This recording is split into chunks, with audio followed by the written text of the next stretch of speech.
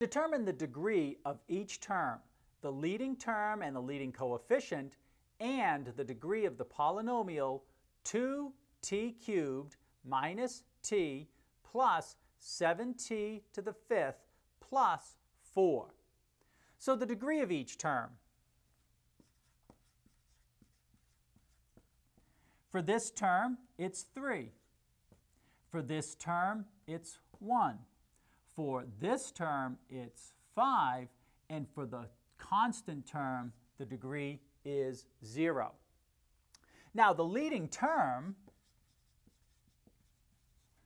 would be the term with the greatest degree.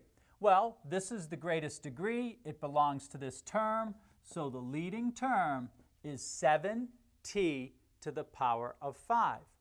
Therefore, the leading coefficient, which I'll abbreviate just COEFF, is, of course, the coefficient of the leading term, so the coefficient is 7.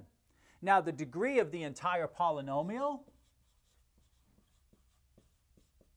which I'll abbreviate poly, the degree of the polynomial is the one that's the largest degree. Again, looking at all of the degrees, the largest degree is 5. Therefore, that's the degree of the polynomial.